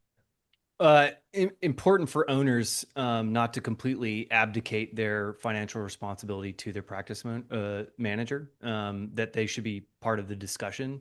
A lot of the performance happens because they're completely in the dark, or maybe neither one of them has the right info because they don't have any of the accounting systems to be able to report. Like I was saying previously, there's an old adage: show me the incentive, and I'll show you the outcome. Like, what is the incentive of the person to help you? Are they part of the team? I like to simplify things. You probably heard me like simplifying things into one or two phrases. If I have too many things, I got to do this, I got to do this, I got to do this. It makes things quite hard for me as a manager because I'm also kind of seeing patients. And so having small repeated touch points over time, like daily, with my practice management, if I'm in the office, kind of at the end of the day, like what happened today, a little pass off at the end of the day, a huddle in the morning with the staff. These like little small rhythms stop you from having big lifts later. That's like the key thing is like people just like forget that regular rhythms are probably the easiest thing that they can build into their practice that helps take a lot of mental bandwidth off of them, because it's just these things I don't have to like schedule a meeting. I know that this like 15-minute check-in is going to happen like without me having to do it myself. It just happens at this time. And so automating as much as you possibly can takes the mental bandwidth off of everyone. And then when you're there, you have a structured time of what you're going to do, and then you push the ball forward. There we go. Thank you very One much last for thing that, I would Dr. say is the meetings never get canceled unless you're on vacation or you're sick. There should be no other reasons those meetings are pushed. Period. Check. So I think there were Carissa and Connor. We hope that your questions were answered there. And let's see what we got here. Okay. Oh, we actually had a question here in the chat by Melanie. Melanie is asking simple formulas for determining break-even point for pricing services. Shannon, can you start us off with this one? Yeah, I was looking at that in the chat. Simple formula, there really isn't one. But what you have to take into consideration is you're not just taking your team's hourly and dividing it by 60 minutes to figure out a billable price per minute. You do need to know that to a certain degree, but you also have to take into account that you've got non-billable labor, your CSRs, your managers that are going into time allocations. You have to consider all of the consumables that go into your services. You have to consider an ROI on the big equipment pieces that we're using during each of our major services. So a simple formula, not a great answer. I have the luxury of having a patented piece of software that does most of this math for me. Once I plug in a hospital's profit and loss statement, plug in their total compensation for all of their team members, billable and non-billable. There's not a good simple one. That's been the problem within our industry. We have historically set prices by, I think Dr. Yonker said it, by gut or by feeling, or benchmarks that are generally outdated by 1 to 3 years, depending on how often they are being printed or presented at this point. Now we're no longer printing those kinds of things, but that's how old I am. Or our competition. So there isn't a great simple formula for it, but you can start kind of getting to the basics of, am I considering at least some of my consumables, my ROI on my equipment, my team costs, who's doing what? That's when you get into the nitty-gritty of, is the right person in the right role doing the right job? Because it costs more for a doctor to perform a nail trim than it does for a technician or an assistant. So some of this comes down to, do you have the right people in the right roles doing the right jobs for the right amount of time? What does it do to profitability if it takes 4 people to do a nail trim because we have a difficult pet and we've chosen not to use some sort of sedation? Or, what does that do to our nail trim? If we start charging the same $25 nail trim, we have 4 people fighting with a pet for 10 minutes. We're not just losing money, we're losing an excessive amount of money. So I noticed Dr. Yonker put a link in there, so that might be a helpful piece too for some of the simple parts.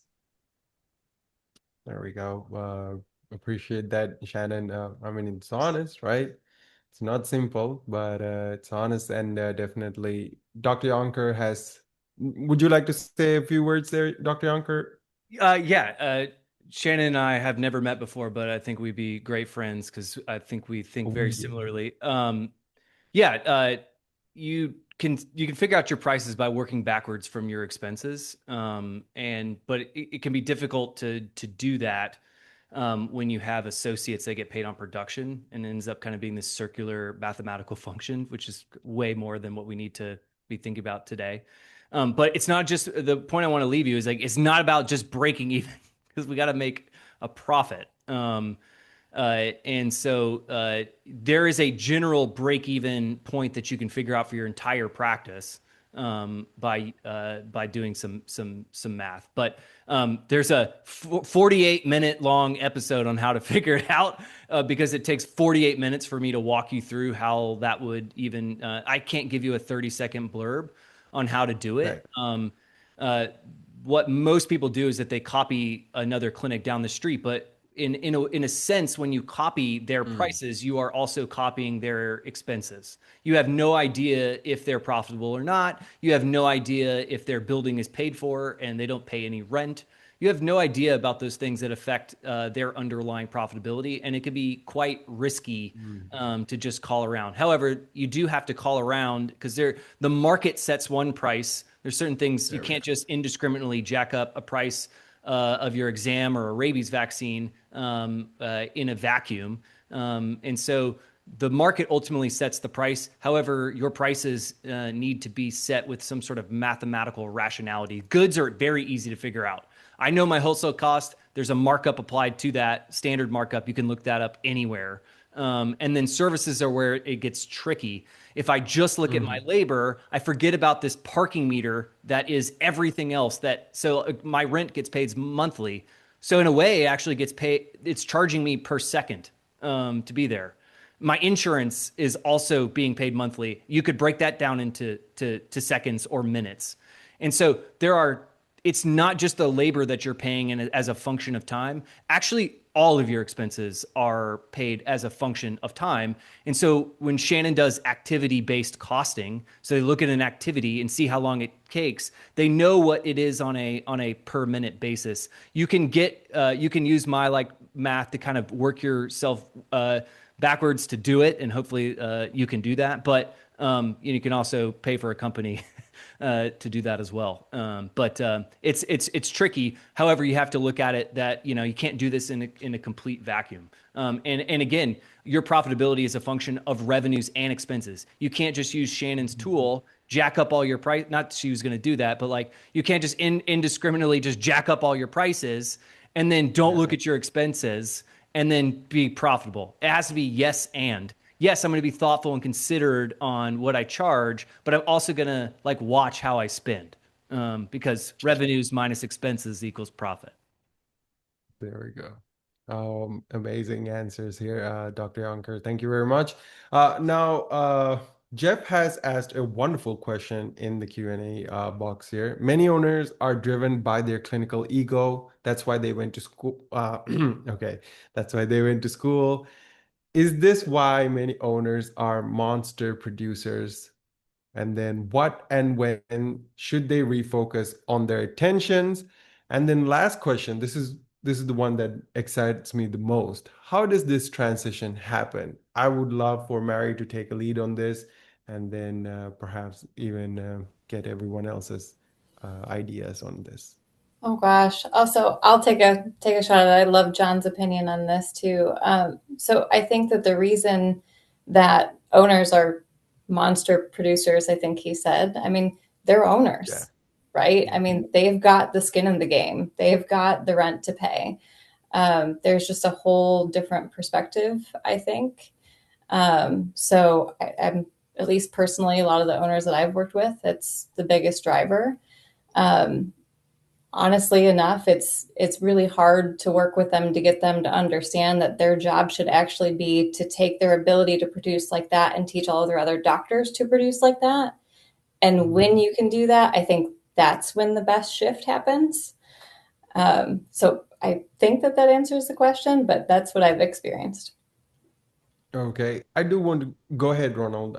So I was just going to say, try having the payroll bill be on you, like as a previous partial owner with another veterinarian, when I was responsible for $100,000 payroll every other week, because we had 6 locations overall, 2 pet retail stores and a pet resort, as well as 3 animal hospitals. When I had $100,000, payroll bill, like you get to, you want to produce. There's kind of a drive to produce more and to do better medicine for your whole business and the responsibility of the people that you've employed. Like there's so much heart that goes into making sure that your people have a house to live in, to make sure they have food on the table, to make, I just really cared about the people I employed and felt really responsible for them. Go ahead, so John. I was $1 million producer. I produced over $1 million as an associate. When I was an owner, I did 1.4, and that doesn't matter. I can do those things, but it's actually not the most useful time seeing patients. The hardest thing is for people to make the transition from DVM to CEO. You'd mentioned, it's not everyone to be a CEO. Well, if you're a veterinarian owner, you do have to make at some level that transition from DVM to CEO. There's a classic principle, like the Peter principle. Essentially, you get promoted to your level of incompetence. And so you go out there and you're like this amazing, you don't have to be $1 million producer to be an owner, but you're a high functioning associate that's producing. You're getting all this great positive feedback and you're seeing someone else profit. Generally, the production check you get in as associate, your owner is making that in profit if they have a well-managed practice. And so you see the opportunity for yourself. Oh, wow, I could actually make my production check and another 20% on that money. And so there's this financial incentive to go out and do it yourself. And then you get out in the real world and you get punched in the face because this whole like entrepreneurial thing is not easy. And it is the hardest thing you'll ever do being an entrepreneur. It's like one of the most satisfying things for me in terms of in my professional life. And so there's this double-edged sword. It's kind of like parenthood in a way. It's like this something you like love so deeply, but it also like takes so much from you. And so entrepreneurship is kind of like the professional version of that. One negative review, like then you can't sleep at night because you care so deeply about like what you're doing. And so your business is only as good as when you're not there, not when you're there. So cool, you generating all this revenue and like on this profit, but it's all on you. And so actually your business is really just you and your sweat equity, actually has no real value to anyone else, economic value to really anyone else. It may be generating some sort of cash flow, but you didn't become an owner to basically just be chained to your business. You became an owner to have financial freedom, personal freedom, to go pick up drop off your kids at school and pick them up in the carpool lane that afternoon. That's actually probably why you wanted to be an owner, those type of things. And you actually have to work yourself out of a job. And so the first like couple years, you're like gritty, you're trying to get people to like you.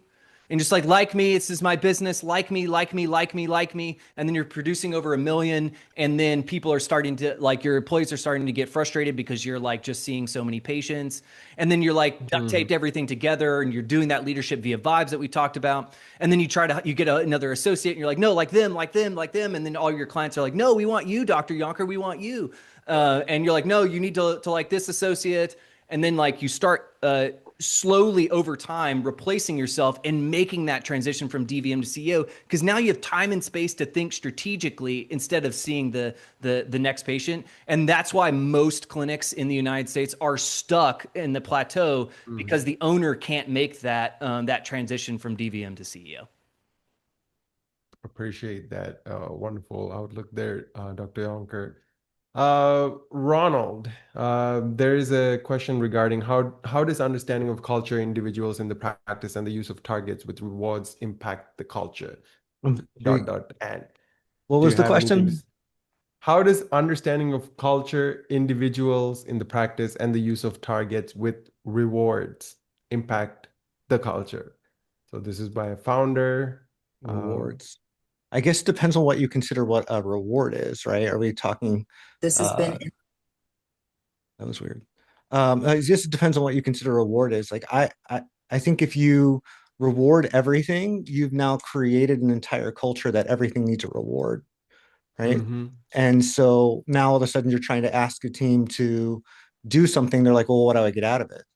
And so I think sometimes I don't like to do a monetary reward or a physical reward every single time. It's like, I want to know what my team cares about. I really want to know what they care about. And can I give them more of what they care about? Sometimes that's just servicing the patient. Sometimes that's more time off. Sometimes that's something you're completely surprised about. So it doesn't always have to have a monetary value. Check. So have a conversation with your team, get to know what they're interested in, and then help them align accordingly. Right. Now we have arrived at the end of the session here, almost. I do want to get a quick, what is this? All right. Yeah. I do want to get a quick golden nugget from each one of our panelists. So let's see, what is the key takeaway if our audience members can only take away one? Mary, can you start us off? Yeah, I think for me, pour into your teams. It's your biggest expense. And we train them to do blood draws and to talk to clients, but we don't train them how to support themselves and each other and on workplace dynamics and communication. And that interpersonal conflict is a lot of what contributes to burnout. So I think pouring into those teams, especially, some of them start at kennel assistants. It's their first job out of high school. They stay with the practice. they have to learn how to manage their emotions in practice and how to not make assumptions about their teammates and effectively communicate. Manage emotions, don't assume, and perhaps that is a way of effective communication. So thanks Yeah. for that reminder, Mary. Yeah, And there's look up if anybody's interested, look up cognitive distortions. There's a variety of cognitive distortions and how you can very clearly see how they show up in veterinary medicine. So that is a great starting point. cognitive distortions. Yes. There we go. We'll definitely have a look on that. Um, let's see, Shannon. Yeah, I think my biggest nugget takeaway would be know your numbers. You can't just have an accountant who runs a P&L and sends it to you once a month and not look at it. You need to know what your margins are. You need to know what your percent of revenue is for your biggest ticket items, your cost of goods, your employees, your rent, your utilities. All of those make a difference. Pennies on the dollar over time can turn into thousands of dollars. And if you wait too long and you get behind, it's really hard to make up the difference without some pretty significant changes. Um, Going back to the question about the owners and the practice managers, that needs to be a two-way conversation. Practice managers need to know the numbers. I can't tell you how many hospital owners I work with who come to me and they say, well, I can't share my numbers with my practice manager. Then they're not managing your practice, right? You can't manage what you can't track. So I think for me, that's the biggest takeaway. Even if your numbers say that you're losing money, at least you know where you have a starting point, right? If that's the case and you're a no low practice or you're less than break even, at least you have room to go up, right? So know your numbers, seek to understand them. If you don't know how to read a P&L, talk to somebody who does. The other thing is know what a financial statement is, what the difference is between a balance sheet and a P&L. Again, learn to be a CEO. I can't tell you how many hospitals will do a 1 year P&L and they'll say, but I'll say, this is your net profitability. And they say, well, I didn't have that much money in the bank. Well, it's not a balance sheet. Let's talk about what those things are. So many owners, they become owners by chance sometimes. They bought the practice they worked at, but they really never got the experience on how to run it. So know your numbers, learn how to run a practice as if it's a business. Shannon, I really like one point over there, which is, even if you're in red, right, that's not the, end of it all, right? Because I feel like when you're a business owner and you see that, and it might be your first time, and the sheets are saying it's red, man. You're in the That's okay. negative. You don't want to be transparent with anyone because you think, oh my gosh, the practice manager seeing this, they're going to leave me tomorrow. No, that's when you just have to have that, be honest, be transparent, have a conversation. We're going to work on this together. It might take 12 months, might take 24, but we can get those numbers up. And I have hospitals all the time that can go from negative to double digits positive in a year. It just takes a Amazing. little bit of work. Amazing. Lila, what do you got for us? Do not undervalue the importance of marketing. And from everything, like I said, marketing includes that patient map. So first, and I'll also add this, identify who your ideal patient is. That is where your marketing starts. Who are you looking to attract? Do you want the emergencies? Are you looking to get the young pets in that are going to be with you through that sad final moment? And then create a plan around that. Create the plan in the office for those recalls, those check-ins, all of that. It's all marketing. It's all about the patient experience, the patient map. But marketing, marketing, marketing.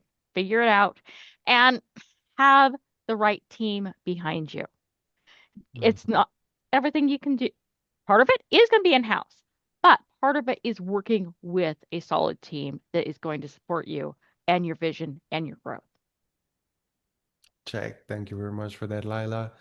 Ronald? Yeah, I was thinking hard on this one. I think if the takeaway for me, if anyone takes anything away, is that the only people who can survive your practice are the people who can override their needs indefinitely, then that's not high performance. I think that's an attrition problem waiting to happen. Okay. Okay. Very, very interesting takeaway there. Definitely something to think about. Dr. Yonker, what do you Yeah, got for us? the road to success is paved with mistakes well handled. Say it again. The road to success is paved with mistakes well handled. It's very easy to get in front of a panel of experts and it looks like they have all the answers and that they ace the test. And really, the highest order people engaged in a process of iteration and curiosity and got better when they made mistakes. You think I was like operating elitely at a little tiny little startup practice in 2018? No, I was just doing the best that I possibly can with what I had at the time. And then I'd make an error and then I would learn from it. And I would create a process around if there's anything that I was ever good at, it was learning from my mistakes. And so where I'm at in 2026 is just someone who just made a bunch of mistakes and learned from them. And so that's really all we are. And so please don't believe the lie that you just need to get some sort of secret nugget of information and then all your problems will be fixed. That is not the case. It's about learning from your mistakes and getting better every single day. Love it. Thank you very much, Dr. Yonker, for that wonderful, wonderful takeaway. Although, there might not be one single secret takeaway that can fix all your problems, just knowing that success comes through good iteration is a good thing to just keep in mind, especially if you're going through it. Right. Let's begin the wrap-up sequence here. Like we mentioned, please do make the best use of Echo Marketing's complementary marketing strategy meeting for you. If your ideal patients in your area are searching for the treatments that you are offering, be the one that they find and, of course, choose. Go ahead and book that meeting and get some clarity on your digital marketing side. QRs on the screen, links in the chat one last time for you to go ahead and do that.